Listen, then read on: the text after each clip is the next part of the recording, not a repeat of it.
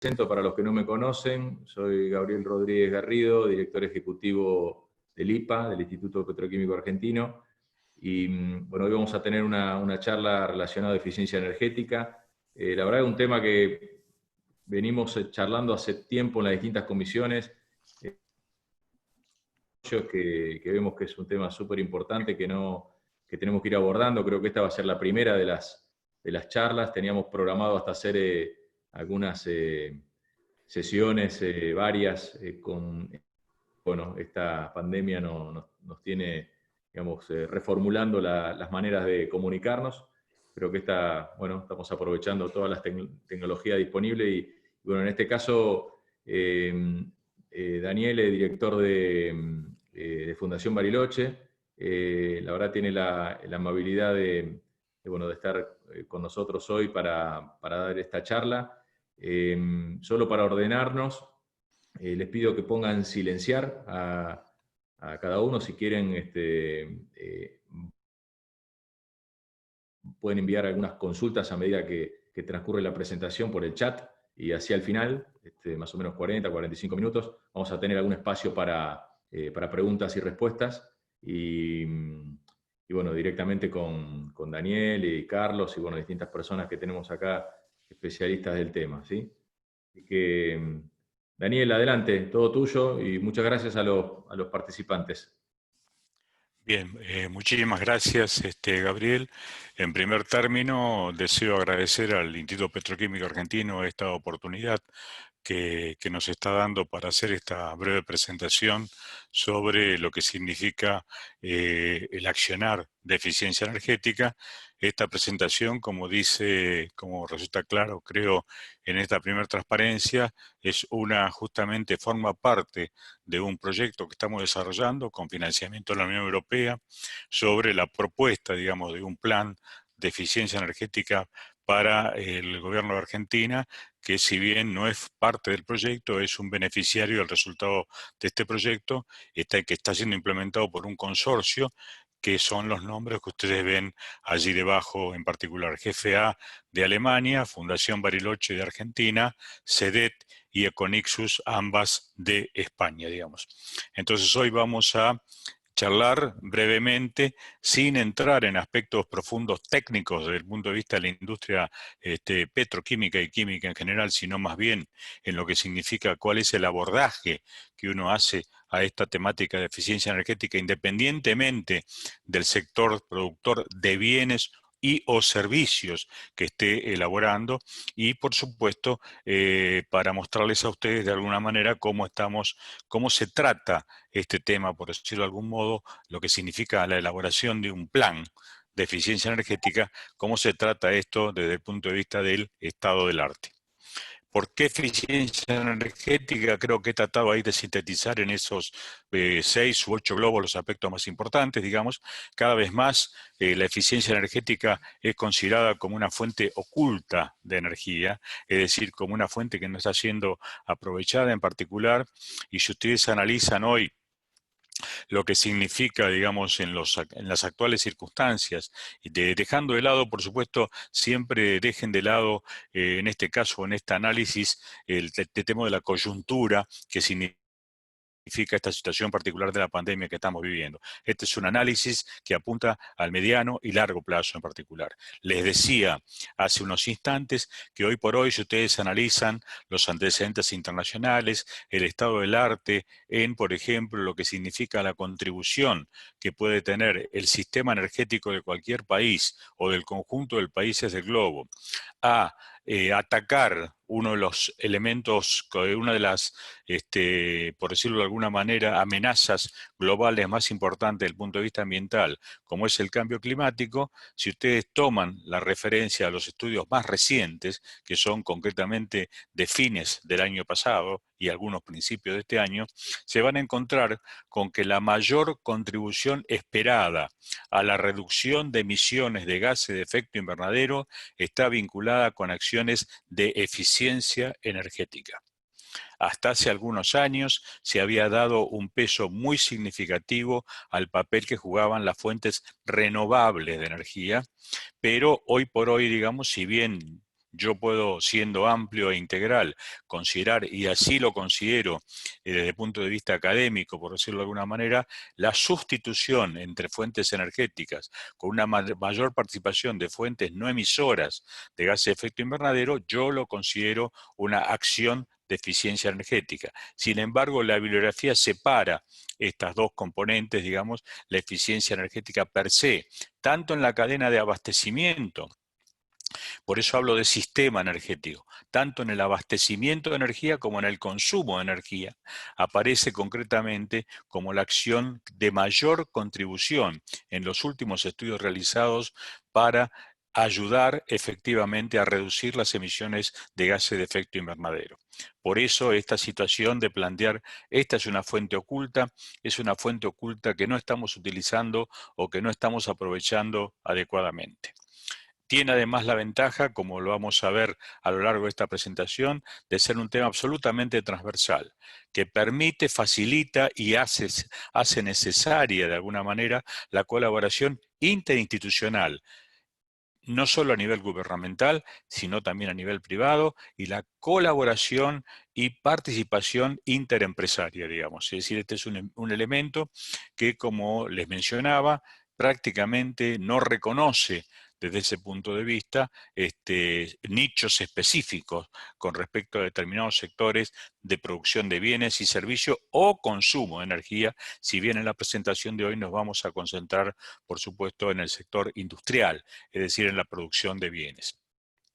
Por supuesto, tiene que, probablemente ustedes hayan escuchado nombrar en artículos recientes, en bibliografía reciente, que se habla de lo que significa que estamos frente a una necesidad de una transición energética. Ese aspecto de la transición energética, que a veces que se ha puesto, por decirlo de alguna manera, un poco de moda con esa palabra, y que en realidad es un fenómeno tan viejo como la humanidad, es decir, desde los inicios de lo que podríamos llamar el Homo erectus originariamente, digamos, y después el Homo sapiens en los últimos 70.000 años prácticamente. El proceso continuo a lo largo de esos 70.000 años ha sido, como les decía, una sustitución, un efecto continuo de transición energética, digamos, donde se han ido modificando el rol de las diferentes fuentes y los diferentes usos, digamos.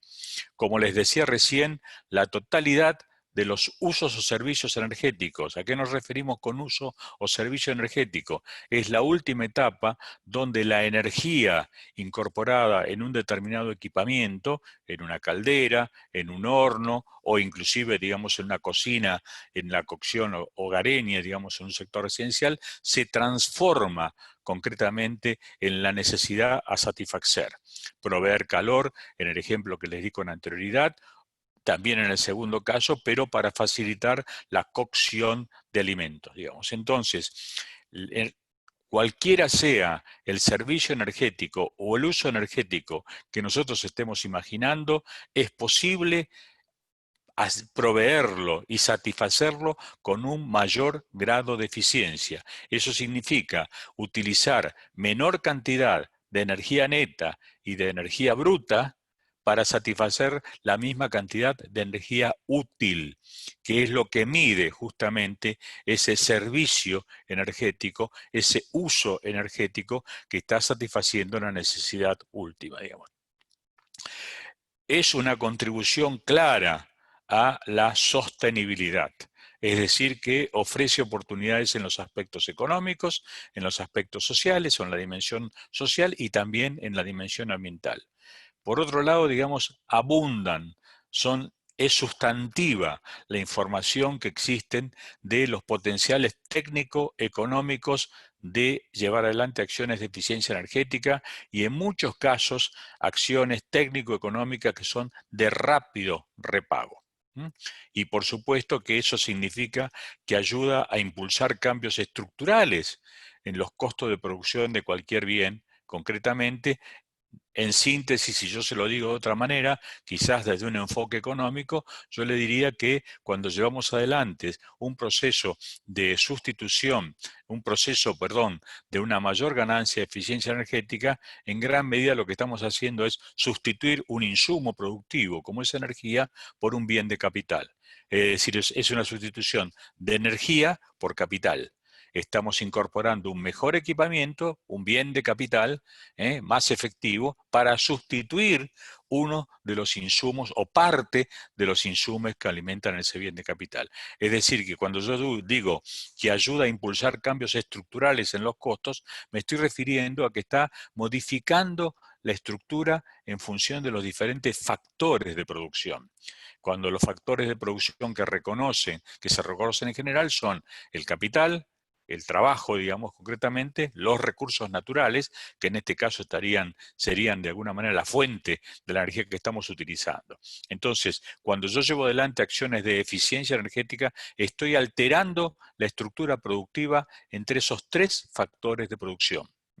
Y eso permite concretamente, por ejemplo, desarrollar, desde el punto de vista del capital concretamente, desarrollar nichos tecnológicos. Y un elemento que también nos hemos encontrado en estudios previos y en acciones previas, les comento, digamos, que como institución, digamos, contamos con antecedentes de este tipo de análisis en muchos países de América Latina, empezando por México y bajando hacia casi, yo diría no la totalidad, pero el mayor porcentaje de países de Sudamérica, Centroamérica e incluso el Caribe, digamos. Y en todos los casos hemos encontrado un elemento que también es sumamente relevante y que está ausente, que es lo que aparece allí en el último globo, es instalar la componente energética en el proceso de toma de decisiones. Es muy común encontrar que la temática, la dimensión energética per se, no es un elemento importante en las tomas de decisiones dentro de una unidad empresaria. Digamos, lo que se potencia en todo caso, bueno, ver qué tipo de mercado tenemos, cuáles son las características de estos mercados, cuáles son, es decir, hay mucha visión hacia el producto final que se va a generar. Yo dije en algún momento que esta presentación pretendía, desde el punto de vista metodológico, generar lo que se llama un abordaje integral de la eficiencia energética. ¿Y qué significa un abordaje integral de la eficiencia energética? Significa que en realidad el hecho de lograr una mayor eficiencia en el consumo de energía puede estar vinculado desde el punto de vista estrictamente energético con una reducción de la intensidad energética. ¿Qué significa la intensidad energética? La cantidad de energía que estamos utilizando por unidad de producto que estamos produciendo. Es decir, que por el resultado de nuestra actividad productiva. Puede significar también incorporar, digamos, la dimensión ambiental y climática, que significa disminuir la contaminación local y global, disminuir la cantidad de insumos como recursos de la manufactura, incluir inclusive como parte, y esto ha sido muy efectivo y muy incorporado en el proceso de decisiones en las últimas décadas, yo le diría, en el diseño de los bienes, por supuesto cuando se trata de un commodity o lo que uno llama un bien homogéneo, digamos, como puede ser lo que significan los productos que surgen de una industria petroquímica o de cemento o de hierro y acero, este tema del diseño toma una menor relevancia, pero piensen ustedes que hay muchas actividades productivas que generan bienes diversos y mejores y menos y mejores materiales y recursos para satisfacer una necesidad social, que es la que le dije, abastecer de un bien y un servicio, modificando el diseño de un producto o llevando adelante lo que se llaman acciones de reciclaje o reciclado, inclusive de parte del producto, es también una acción de eficiencia energética. Y por supuesto, reducir la necesidad de actividades conexas. Desafortunadamente, o por una circunstancia en particular, resulta evidente, por ejemplo, que nosotros, frente a esta situación de cuarentena o pandemia, estamos haciendo un home working mucho más elevado que lo que hacíamos en el pasado. Y eso ha tenido un impacto significativo sobre la necesidad de movilidad de las personas, por ejemplo. Entonces ahí, esa es una actividad conexa a las actividades productivas. Por ejemplo, lo que se llama car sharing, o lo que significa de alguna manera, si ustedes ven, analizan los últimos documentos que están hoy en estudio, lo que está el estado del arte con respecto a el tema de las urbes y el desarrollo de las ciudades, se van a encontrar, por ejemplo, muchas propuestas, inclusive aplicada en muchas ciudades del planeta, de lo que se llama una ciudad a 15 minutos. Es decir, que desde mi lugar de residencia hasta el análisis de cualquier tipo de trámite y de cualquier tipo de acción, llámese educación, actividad de trabajo, consulta médica, gestión administrativa, algún otro aspecto, yo no deba trasladarme, las personas no deban trasladarse más de 15 minutos. Es decir, que lo pueden hacer prácticamente a pie, lo pueden hacer en bicicleta. Es decir, una ciudad a 15 minutos significa sobre todo impactar en forma significativa sobre la movilidad. Y la movilidad es uno de los factores, como ustedes saben, en cualquier balance energético, como uno de los sectores de mayor consumo de energía, el transporte. Por supuesto que no estamos hablando de la totalidad del transporte, pero al menos la movilidad de personas. Y por supuesto, como ustedes saben también mejor que yo, si provienen de sectores productivos, una mayor eficiencia energética permite reducir la huella ecológica, permite reducir la huella de emisiones, permite tener acceso a mercados y mejorar la competitividad si respetamos esta integralidad de análisis, porque de esa manera en muchos casos podemos superar lo que hoy se conoce a nivel internacional como barreras para arancelarias. Es decir, si somos más eficaces en el uso de energía, si generamos menores emisiones, pero a su vez reducimos costos, si reciclamos materiales, si reaprovechamos, por ejemplo, residuos de nuestra propia actividad productiva, entonces en ese caso podemos estar en mejores condiciones para acceder a mercados y, por supuesto, para ser más competitivos en esos mercados.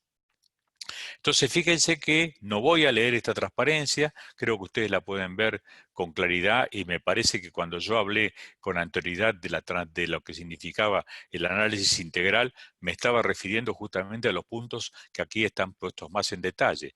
Esas bondades de esa mayor eficiencia son tanto económicas como sociales, por ejemplo, como ambientales, inclusive, por supuesto, también tecnológicas, porque incluye, como le digo, impulsa, digamos, mejoras tecnológicas en la actividad productiva y permite el desarrollo inclusive de nuevos nichos tecnológicos, digamos.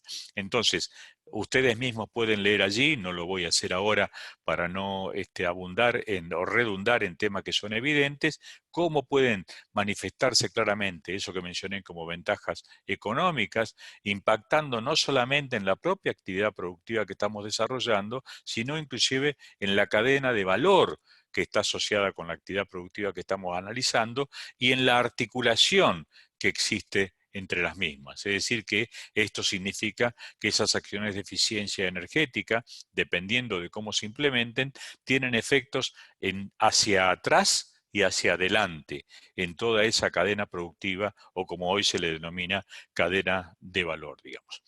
Entonces, todas estas bondades de alguna manera que yo la veo o que yo puedo recalcarla, que aquí me aparecen claramente a nivel individual, es decir, a nivel de los diferentes actores que llevan adelante este tipo de acciones. Sin embargo, también tienen compatibilidad con acciones de tipo macroeconómica.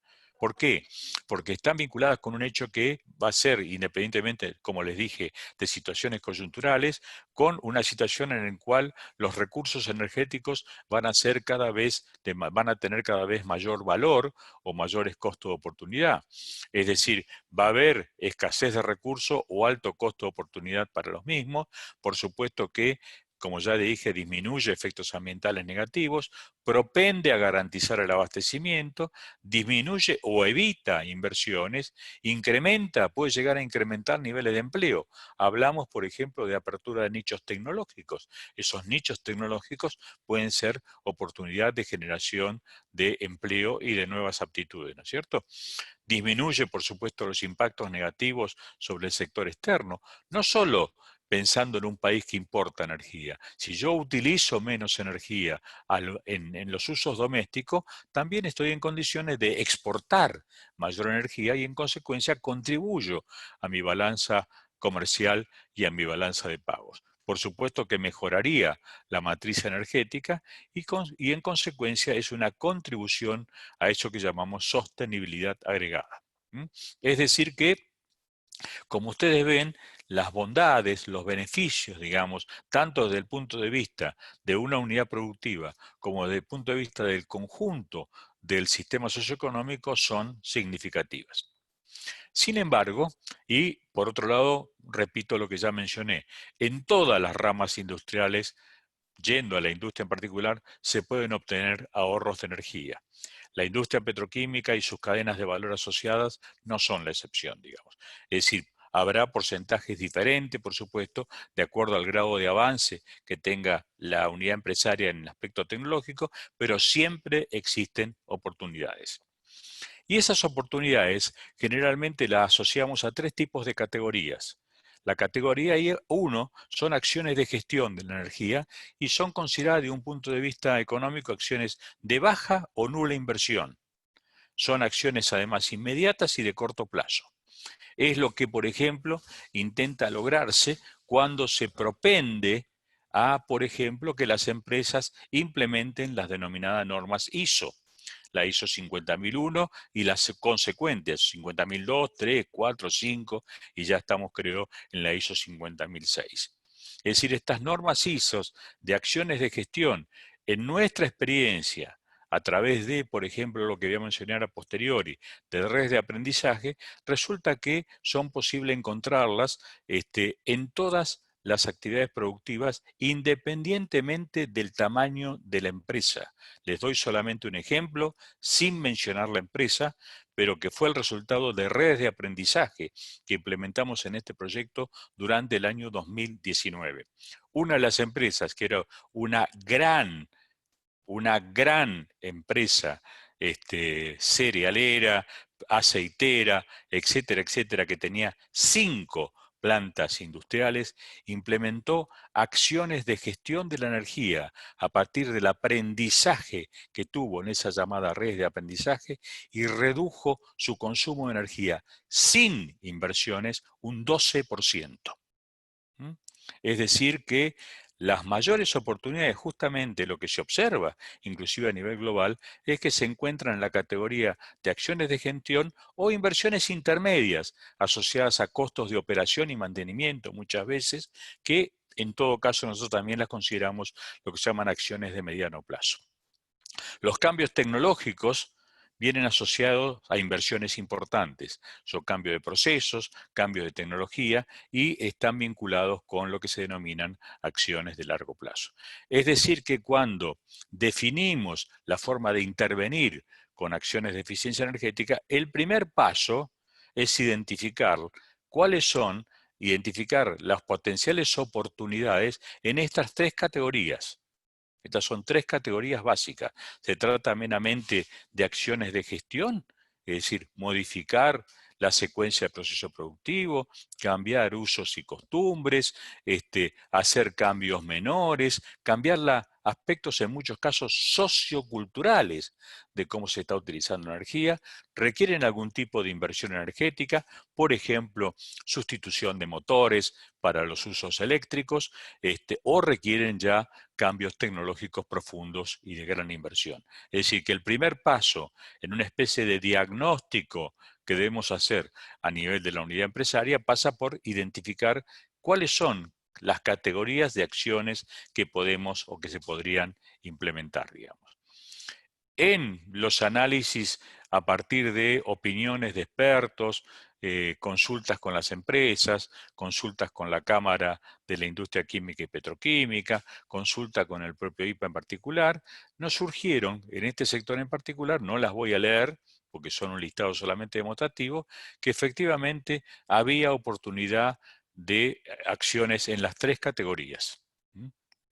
Es decir, que podían lograrse modificaciones a partir, por ejemplo, como les dije, de sistemas de gestión de la energía, las normas ISO, e implementar un sistema de información más adecuado, digamos, tener programas de incentivos. Recuerden también un tema que no es menor y que no quiero dejar pasar, digamos, en este momento, y es que cuando nosotros estamos hablando de la industria química y petroquímica, o cuando estamos hablando de sectores industriales en general, no nos estamos refiriendo solamente a las grandes empresas.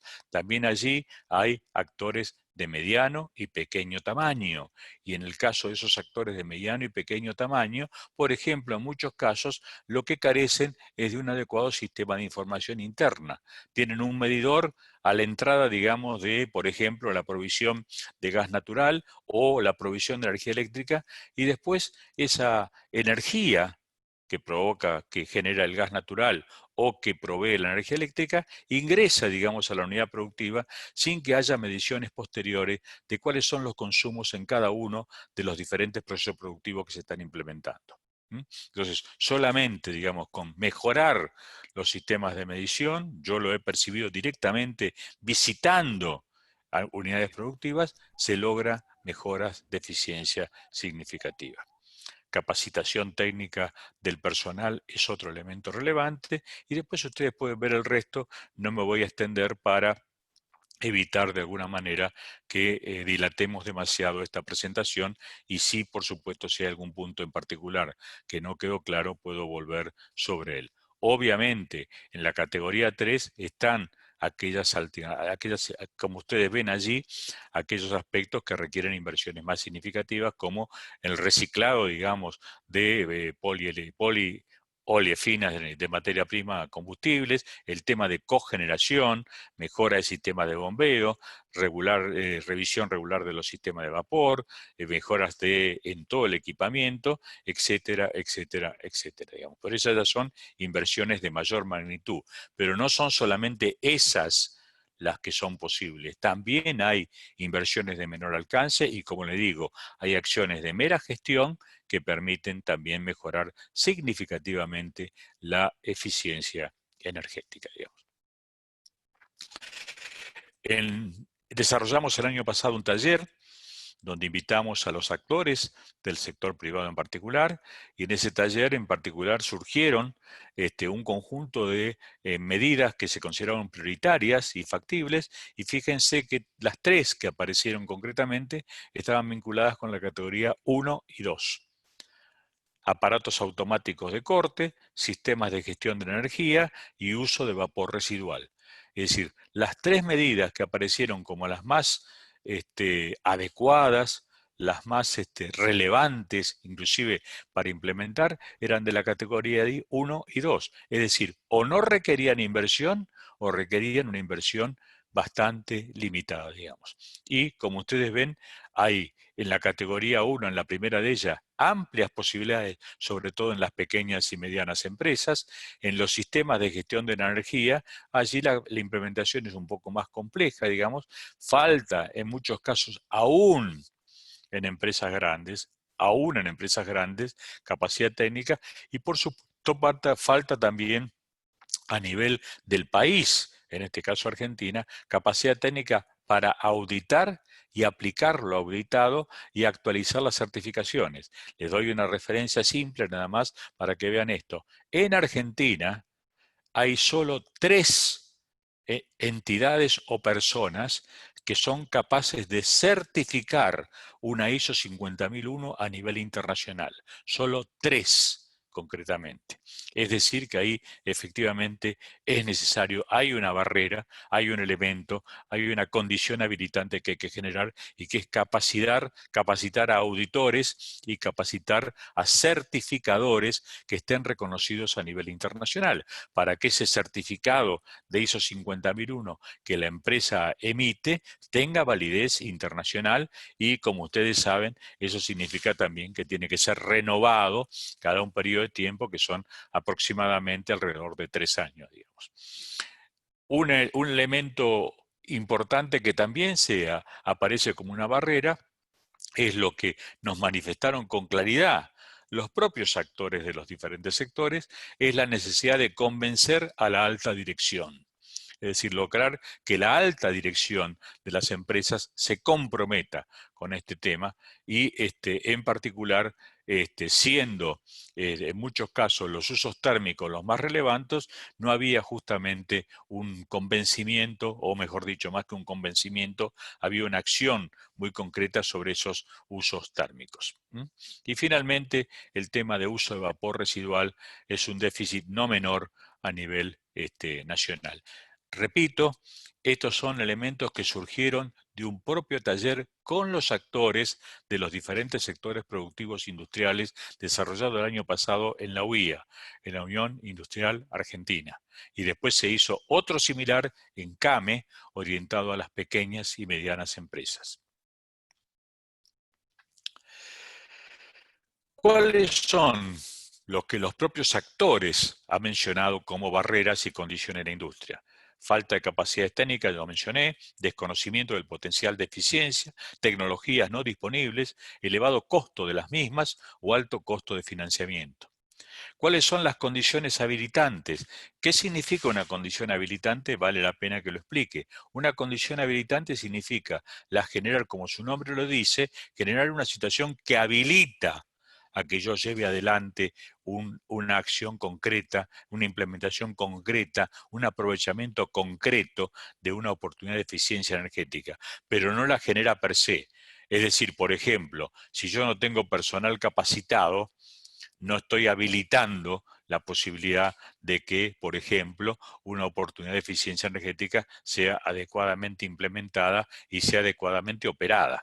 Entonces, eso es una condición habilitante en particular. Que tenga personal capacitado per se no es suficiente, pero que además que lo que sí es necesario para la acción, pero no suficiente. Pero para que la acción sea efectiva, una condición necesaria y suficiente es que ese personal sea capacitado y que además se den el resto de las condiciones necesarias para implementar esa acción de eficiencia. Entonces, allí ustedes tienen una lista de algunos aspectos que se consideraron también durante la discusión en esos talleres, también en discusión y bibliografía analizada, también en intercambios en diálogos concretamente con unidades empresarias o en diálogos con representantes del sector. Acá hay un elemento importante que es, por ejemplo, en el caso de Argentina, la falencia, digamos, de las políticas públicas en el desarrollo de los denominados parques industriales o polos industriales. No se desarrollan polos industriales o parques industriales considerando concretamente la mayoría, si ustedes hacen una recorrida por los parques industriales que existen en Argentina, no es uno de los criterios que se utiliza para justamente generar un parque industrial, analizar el potencial de complementariedad que existe entre las diferentes actividades productivas que se están instalando en ese parque industrial.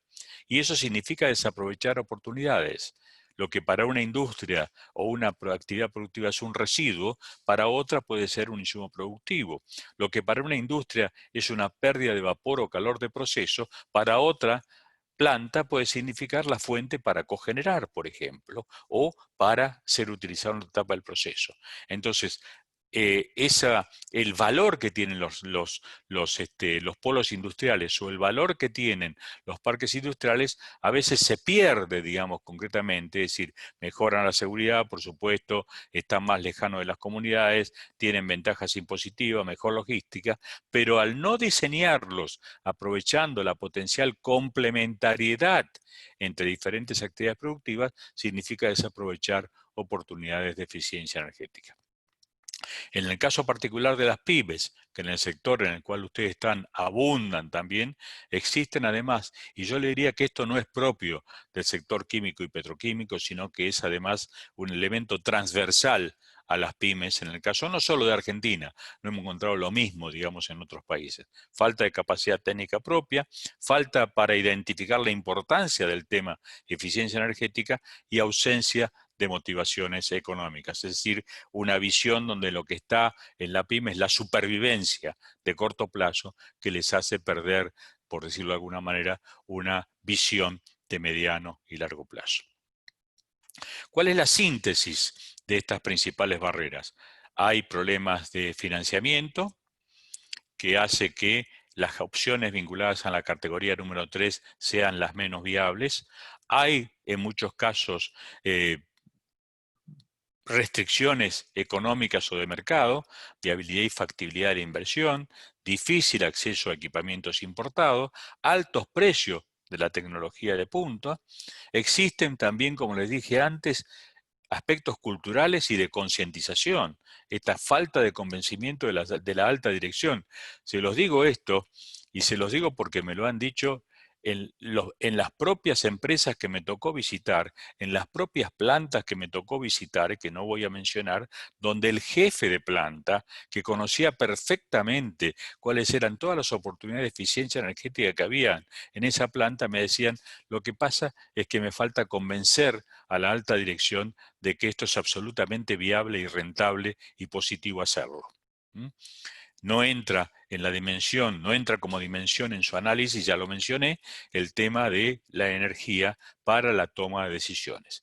Y por supuesto también hay dificultades de tipo institucional y regulatoria, digamos. Por ejemplo, yo les mencioné al pasar el tema de la cogeneración. Las mayores barreras para mejorar o para implementar una mayor cogeneración argentina, que es una acción fantástica de eficiencia energética y que tiene nutridas oportunidades técnicas, tengan en cuenta que en particular, y sobre todo ligado a la complementariedad que le mencioné antes, la mayor parte de los usos energéticos en Argentina, en los sectores industriales, son usos térmicos. Es decir, que hay un extraordinario espacio para la generación de calor de proceso y vapor de proceso que genera calor residual y vapor residual que puede ser aprovechada para cogeneración si es que esa cogeneración pudiera articularse adecuadamente al servicio público, por ejemplo. Hay muy pocos casos de una articulación de esas características y está en manos de muy grandes empresas porque las exigencias que fija el marco regulatorio lo hace prohibitivo o actúa como una barrera fenomenal para lo que son empresas medianas y pequeñas que sin embargo tienen oportunidades significativas en esta área en particular. Es decir que hay un conjunto de barreras que es lo que hace necesario, digamos, para ir terminando de alguna manera la intervención a través de políticas públicas. Adicionalmente, hay ciertas debilidades y amenazas, no las voy a leer. Hay una estructura incompleta, en el caso de Argentina por falta de escala, hay escasas empresas de capital nacional, hay potenciales problemas de abastecimiento de gas natural, por lo menos, por ejemplo, en producción y transporte, hay costos elevados, digamos, de gas no convencional, digamos, mercado interno reducido en muchos productos y elevados costos logísticos. Hay, por otro lado, amenazas importantes desde el punto de vista de seguridad jurídica, problemas, digamos, conflictos, digamos, por la legislación laboral, escasa evolución de nuevas refinerías, digamos, hay una cierta presión ambiental cada vez mayor, digamos, a nivel internacional y otros tipos de problemas. Es decir, que estos son también, estas debilidades y amenazas forman parte también de esas barreras que deberían subsanarse a través o a partir de políticas públicas de intervención, modificando marcos regulatorios, modificando condiciones económicas, modificando condiciones de acceso a financiamiento y muchos otros aspectos. Quiero casi ir terminando mencionando esta herramienta de análisis energético que hemos implementado en este proyecto y que nos está dando unos resultados fantásticos, digamos, extremadamente positivos en la implementación de esta red de aprendizaje. El ejemplo que les di hoy de una reducción del consumo de energía del 12% en un establecimiento de una gran industria era producto de lo que habían aprendido en estas redes de aprendizaje, que son un mecanismo de aprendizaje absolutamente horizontal. Es decir, hay un moderador, hay un experto, pero las empresas aprenden una de otras. Y esto también lo hemos implementado a nivel de interacción con las diferentes provincias del país. Y hemos visto cómo las provincias que tienen un mayor grado de desarrollo relativo han logrado solucionar problemas específicos de costos de la energía, de eficiencia energética, que son una barrera en otras provincias porque desconocen las oportunidades que tienen y lo han aprendido de las lecciones que le han dado otras provincias dentro de nuestro mismo país. Las redes de aprendizaje desarrollan capacidades, identifican oportunidades al interior de la propia empresa, sobre todo las medianas y pequeñas. Identifican y ofrecen oportunidades de eficiencia energética a costos muy razonables y permiten un aprendizaje, como les dije, transversal, guiado por expertos y por moderadores, pero esta metodología, que tiene su origen en Alemania y que se ha aplicado en muchos países, ha mostrado resultados excelentes. Entonces, justamente una de nuestras propuestas que estamos haciendo ahora es desarrollar este mecanismo de redes de aprendizaje. Allí ahí tienen ustedes una referencia a uno realizado recientemente, hace pocos días en particular, donde pueden ver que estaba orientado a pequeñas y medianas empresas. Si en algún momento están aburridos o tienen insomnio, digamos, pueden ver esta presentación que dura algo así como 1 hora y media y que es fantástica con respecto a cómo se puede efectivamente a través de este mecanismo, aún en estas circunstancias de desarrollo a distancia. Por supuesto que lo ideal es hacer esto en vivo, concretamente, y hacerlo en forma presencial. Pero frente a la situación actual, hemos decidido seguir adelante con este tema, aunque lo tengamos que hacer a distancia. En síntesis, digamos, la red de aprendizaje, el consorcio ha implementado alrededor de 5 redes de aprendizaje con un total de 60 empresas participantes. Originariamente el proyecto proponía los términos de referencia, hablaban de 5 redes con 5 participantes cada una. Hemos prácticamente multiplicado eso por 3 y los resultados han sido, como les digo, fenomenales. Y hemos implementado redes de aprendizaje para grandes empresas, redes de aprendizaje para medianas y pequeñas empresas, y el resultado ha sido efectivo en todos los casos. Desafortunadamente, ahora tuvieron que suspenderse durante este periodo de cuarentena. Bueno, ya les dije, y esto no lo voy a leer, digamos, implementar políticas públicas resulta evidente porque las políticas públicas son la forma de resolver, de superar las barreras y las condiciones habilitantes de alguna manera que existen. Por supuesto que esas políticas públicas deben identificar líneas estratégicas, instrumentos y acciones, y se requiere un plan. Es decir, cualquier política requiere un plan, ¿eh? Pero el plan no es el sustituto de la política. La política debe definir de alguna manera cuál es la dirección, cuál es el sentido que se pretende llevar, y eso lo materializa a través de un plan, que es un poco lo que nosotros estamos tratando de desarrollar en este momento. Planes que por supuesto tienen que tener permanencia, y que donde los instrumentos que se implementen deben guardar estrecha coherencia con las barreras que se pretenden superar, digamos. Y en muchos casos nos hemos encontrado de que estos planes que se desarrollan carecen de esa coherencia interna, que es lo que uno le pide a un plan, digamos. Esto es justamente los pasos que estamos implementando ahora. Hemos ya desarrollado el paso 1, digamos, identificación de la situación de partida y objetivos con una serie de diagnósticos en el sector industrial, el sector transporte y el sector residencial, que son los 3 sectores definidos como prioritarios en nuestros términos de referencia. Al interior de cada uno de ellos hemos trabajado en la definición de subsectores prioritarios, por ejemplo, en el caso de la industria, las industrias energointensivas, pero también las medianas y pequeñas. Hemos identificado las barreras y líneas estratégicas y estamos ahora a caballo de esta etapa paso 3 y paso 4 que dice aquí, propuesta de instrumentos y acciones que vamos a socializar y a validar con el propio sector privado y el sector público, por supuesto. La idea era hacerlo durante la primera mitad de este año, no fue posible, pero lo vamos a hacer en talleres de discusión abiertos. Esperemos poder hacerlo antes de que finalice el año 2020. Y finalmente también estamos proponiendo la definición de indicadores que nos permitan monitorear si eso que estamos proponiendo en el plan efectivamente se transforma en el mediano y largo plazo, porque este es un plan al 2030 y al 2040, se transforman en el mediano y en el largo plazo en un resultado efectivo sobre la eficiencia energética. Las condiciones habilitantes más importantes que nos hemos encontrado en el caso de las pequeñas y medianas empresas las tienen ustedes reflejadas en esta última transparencia, si mal no recuerdo, digamos.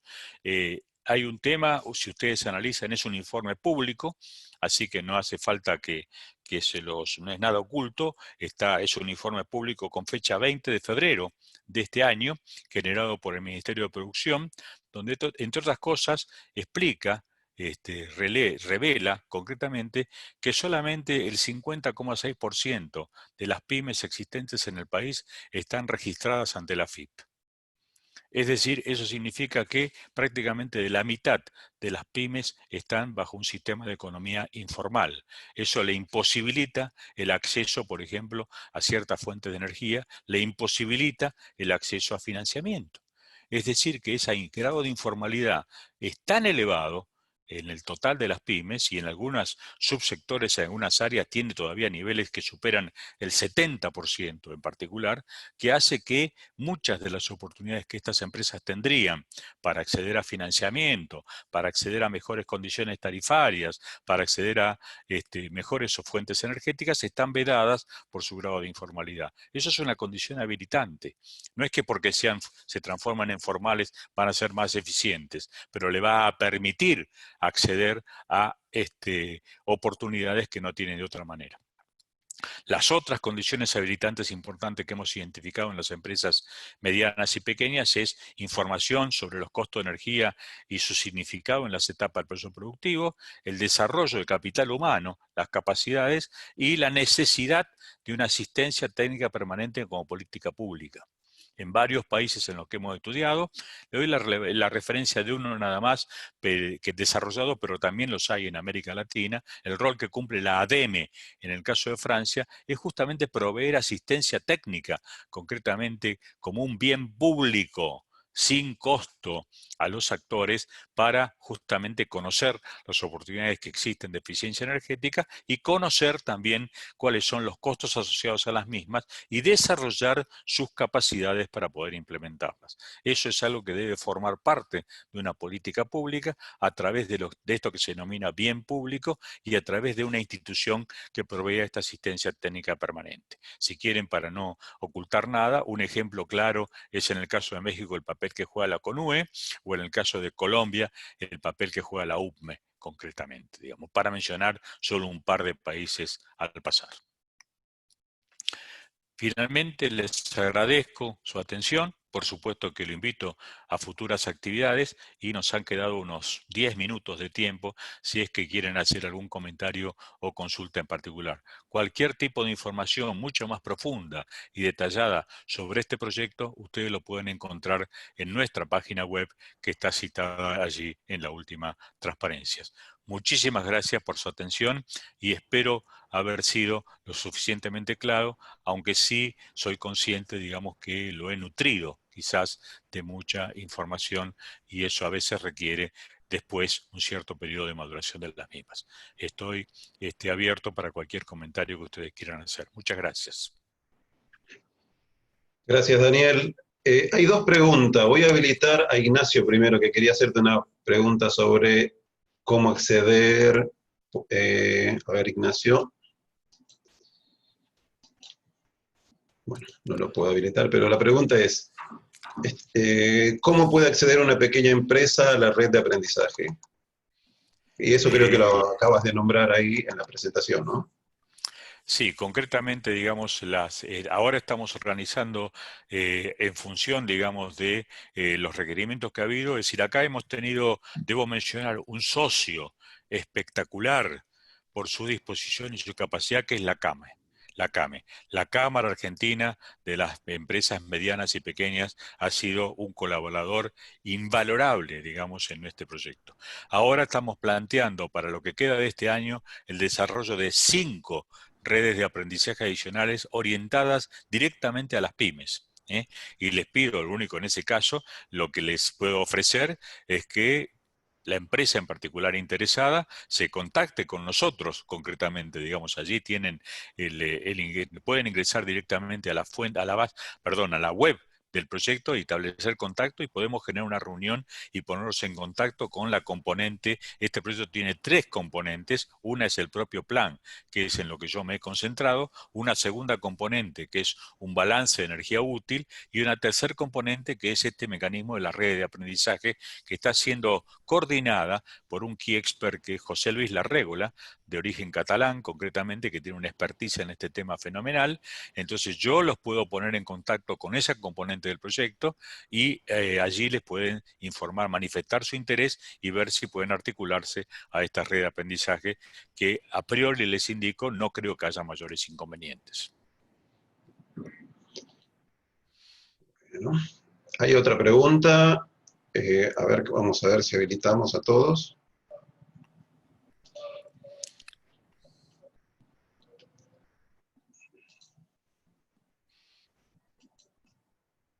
Carlos, ¿podés habilitar tu audio? Carlos, vos tenías una pregunta ahí. Sí, ¿me escuchan? Sí, te escuchamos. Sí, yo quería saber, cuando se habla de políticas públicas, quería saber cómo compara las políticas públicas de Argentina sobre eficiencia energética con las que los países que pueden resultar más ejemplares en implementación de políticas públicas de eficiencia energética, que tengo entendido por alguna lectura que hice que son Japón y Dinamarca. ¿Hay algún país de Latinoamérica que está también bastante avanzado? Quería saber cómo está Argentina en ese sentido. Bueno, una pregunta no tan sencilla, digamos, Carlos. Pero bueno, en Argentina durante muchas, yo no diría años, durante décadas, la temática de eficiencia energética no tuvo una prioridad en la política pública, digamos. Es decir, prácticamente en los últimos 20, yo podría afirmar que en los últimos 20 o 30 años ha sido escasa la relevancia de la eficiencia energética en políticas públicas, y las pocas políticas públicas que se implementaron fueron, en algunos casos, recuerden que yo les mencioné en algún momento que los instrumentos de políticas públicas tienen que ser coherentes. ¿Qué significa que tienen que ser coherentes? Que tienen que estar orientados adecuadamente a salvar aquellas barreras que se han identificado. Hemos encontrado planes y programas de políticas públicas de alto grado de incoherencia. Y un segundo aspecto no menor, que es una falencia que ha existido no solo en Argentina, sino en muchos países de América Latina, digamos, es esta situación de lo que se llama stop and go. Es decir, se inicia un plan o un programa en particular y se corta. y después se vuelve a iniciar un tiempo después, digamos, pero resulta que ese corte que se produce por esa acción de stop and go, concretamente, efectivamente genera una ausencia de confianza en los actores a los cuales está orientado esa intervención de política, que hace que la efectividad de la misma sea muy limitada, digamos. Nosotros tenemos un informe que está también disponible porque es un informe público, que es el segundo informe que hizo el proyecto, donde tiene 3 capítulos. Es un informe largo, como 300 páginas en particular, porque tiene 3 capítulos o 3 grandes partes. Una primera parte donde hace un desarrollo de cómo es el abordaje metodológico. Una segunda componente que es el estado del arte de todos los programas a nivel de la región de América Latina en este tema de eficiencia energética, destacando, por supuesto, aquellos países donde se han mostrado mayores acciones, en particular sobre este tema, y una tercer componente que tiene hecho este mismo análisis, pero hecho a nivel global. Es decir, allí tomando los países europeos, Estados Unidos y Japón, por ejemplo, es decir, lo que llamamos economías desarrolladas. Entonces, ese documento, a aquellos que les interese, está disponible, es público, concretamente lo pueden bajar de nuestra página web y creo que en gran medida responde en cierta parte a tu pregunta. Tampoco es posible, y disculpen mi soberbia, por decirlo de alguna manera, tampoco es posible pensar o es adecuado pensar que existe un único país o que hay alguien que efectivamente yo tengo que referenciarme como país porque va a ser la panacea. Porque también en los países uno observa que han tenido mejores resultados en un área, por ejemplo, que en otra en particular. Entonces, tampoco hay un país que tenga la bala de plata, por decirlo de alguna manera, que fue efectivo en todo. Los ejemplos que tú diste sí son muy buenos. Dinamarca, efectivamente, es un país donde ha tenido una política de eficiencia energética tremendamente efectiva, digamos. Y fíjense que el caso de Dinamarca, en cuanto a la referencia al sector industrial, ha estado fundamentalmente posicionado de acuerdo a lo que yo mencioné como acciones de eficiencia energética, sobre las de categoría número 1, es decir, la implementación de sistemas de gestión de la energía. Y ha premiado o castigado a los actores en función de la implementación de este sistema, si por supuesto a través de un monitoreo y seguimiento demostraban que la implementación de la ISO 50001 daba buena cuenta de lo que se llama la ISO 50005, 50006, es decir, que podía mantener una situación que iba mejorando el tiempo, y de esa forma, por ejemplo, en el caso de Dinamarca, en el caso de Holanda, es otro caso similar, se le desgravaba la carbon tax en los precios de la energía que tienen esos países dentro de la Unión Europea. Es decir, había por un lado, era la política, por decirlo como de la zanahoria y el garrote. Por un lado se le exigía a las empresas, sobre todo las de mayor consumo de energía, que tenían que implementar obligatoriamente aquellas que decían hacerlo. Si bien el ingreso era voluntario, pero una vez que uno había ingresado voluntariamente era obligatorio cumplirlo, y tenían un premio, que era esta desgravación de la carbon tax. Las que quedaban afuera, por supuesto, no solo no tenían una desgravación de la carbon tax, sino que en algunos casos tenían una carga impositiva adicional. Esos son los casos, por ejemplo, que les menciono en el caso de Holanda o Dinamarca en el caso del sector industrial. En el caso de Estados Unidos o Japón, ha sido tremendamente efectivo el mecanismo de la fijación de etiquetado de todo tipo de artefactos, no solo domésticos, sino también los referidos a la industria, acompañado de la fijación de estándares mínimos. Es decir, que supongamos se implementa esto en el año 2020, por decirlo de alguna manera, y se habilita que el equipo X, no importa cuál, aunque sea un refrigerador, digamos, no sé, pueden estar los de categoría A, B, C, D, E, F, digamos. Perfecto. El E y el F se pueden vender, pero en el 2025 no se pueden vender más. Entonces allí ustedes ven que ya, por ejemplo, la Unión Europea, en este tema de etiquetado de equipamientos de uso doméstico, eléctricos y gasíferos, ya va en la categoría 4A y ya no tiene. Después de la categoría prácticamente B para abajo no existen, porque está prohibida su venta en el mercado. Es decir, esos son lo que se llaman mecanismos de comando y control.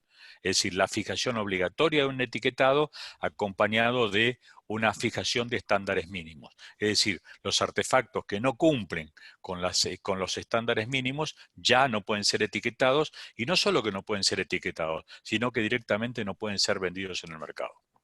No sé si respondí a tu pregunta, pero en cada caso, insisto, no es que haya un país que yo pueda tomar como ejemplo, sino que creo que debo hacer un análisis un poco más fino, si bien este documento que yo les mencioné tiene un análisis de esas características. Ahora justamente estamos nuevamente incorporando a un experto europeo para una de las componentes de este proyecto, que significan los instrumentos que vamos a implementar en particular en este proyecto, adaptados o adecuados a la situación de Argentina.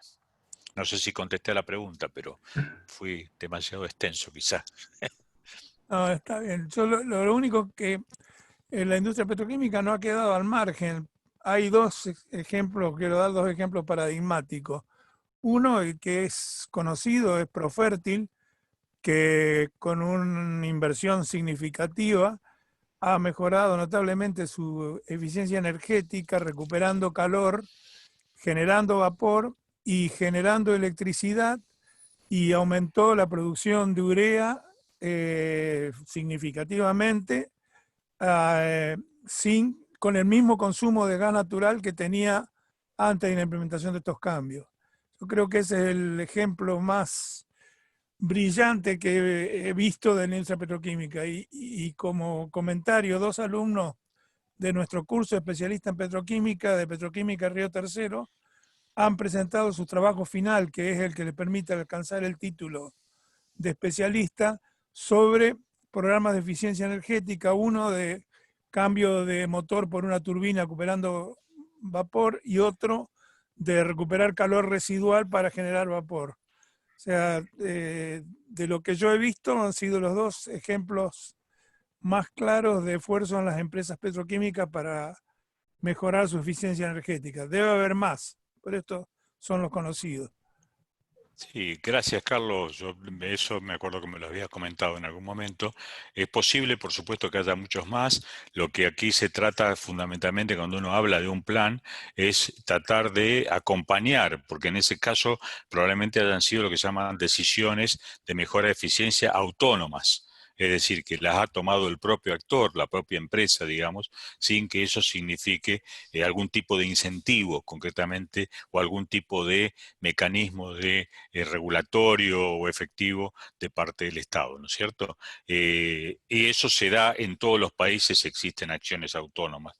Cuando se plantea la necesidad de una mayor eficiencia es porque se cree que esas acciones autónomas no son suficientes y deben ser de alguna manera impulsadas. También tiene mucho que ver esto, la influencia que ejerce en muchos de nuestros países la situación de empresas cuyas casas matrices están al exterior, y que de esas casas matrices es de donde se definen concretamente en muchos casos estos niveles de eficiencia, porque ya son una normativa dentro de la empresa y porque han sido sujetas de condiciones regulatorias en sus países de origen que lo obligan, o le suponen trasladar ese comportamiento también a sus subsidiarias.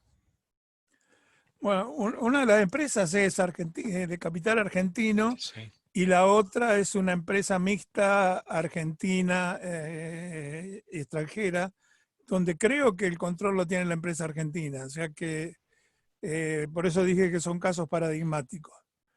De acuerdo, Gracias, totalmente de acuerdo. Bueno, hay otra consulta de Eric Hernández. Dice, ¿puede una no pyme ser parte de la red de aprendizaje? ¿Cómo se logra si es posible? Sí, en realidad todas las primeras redes de aprendizaje, las 5 que yo les dije que se pusieron en marcha, solamente una incorporó primero pymes, ahora estamos haciendo 5 más orientadas a pyme. Lo que estamos sí planteando como parte del plan, porque quiero ser honesto desde ese punto de vista, todas estas redes de aprendizaje que se desarrollaron hasta ahora y que se están desarrollando han sido financiadas por el propio proyecto con fondos de la Unión Europea.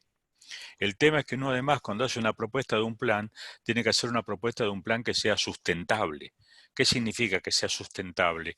Que se evite esa situación de stop and go que le mencioné, porque la pregunta es muy bien, hasta ahora, inclusive para grandes empresas, esas redes de aprendizaje que cuestan algunos, algunos miles de dólares o cientos de miles de dólares cada una, han sido financiadas con fondos de la Unión Europea. La pregunta es, bueno, muy bien, ¿y qué pasa cuando se agoten estos recursos que tenemos de la Unión Europea en este proyecto? Estamos ahora desarrollando propuestas para que esas redes de aprendizaje sean de alguna manera autosustentables, es decir, que las propias empresas las puedan financiar de alguna manera, no tienen un costo tan significativo si se adecúa de alguna manera de buena forma este mecanismo, y también de algún modo sí puede pensarse en algún tipo de asistencia a través de políticas públicas en particular, digamos, ¿no? Es decir que estamos ahora, primero hay todavía redes pendientes de desarrollar, pero más orientadas a las medianas y pequeñas empresas, y la idea es que en nuestra propuesta nosotros estamos asumiendo la hipótesis de que vamos a, de alguna manera, desarrollar una propuesta efectiva y viable y factible para que estas redes de aprendizaje se mantengan. Es decir, en aquellos países que lo han iniciado, les di el ejemplo específico de Alemania, pero les puedo dar ejemplo en la región también, donde hay múltiples redes de aprendizaje funcionando, por ejemplo, en México, para un país con nombre y apellido, que son autosustentables, es decir, son pagadas por las propias empresas, porque en realidad para una empresa grande el costo que tiene no es significativo en su estructura de costos totales. Y el resultado que tiene, es decir, si yo analizo la relación costo-efectividad, es una relación fantástica. Es decir, hay un beneficio extraordinario, digamos, comparado con el escaso costo que tiene el conformar una red de aprendizaje. Bien. Creo que contestó la última pregunta que está acá, porque dice, ¿sabe si estas redes están realizadas en otros países de Latinoamérica, como ser Perú? No desconozco el caso concreto de Perú, conozco el caso de México, conozco el caso de Colombia, conozco el caso de Brasil, conozco el caso de, si mal no recuerdo, Chile,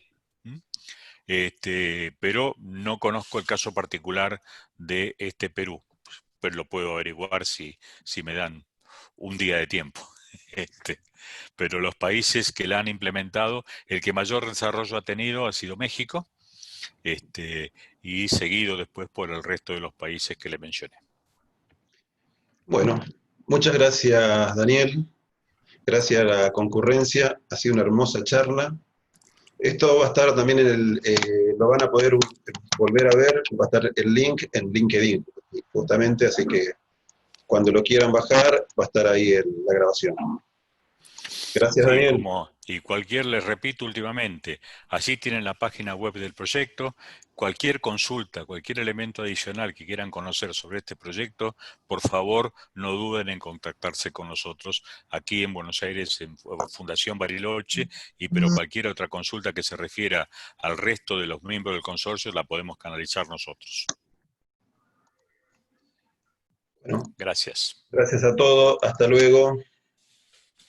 Bueno, adiós. Muchas gracias. Hasta luego, muchas gracias. Muy buena charla.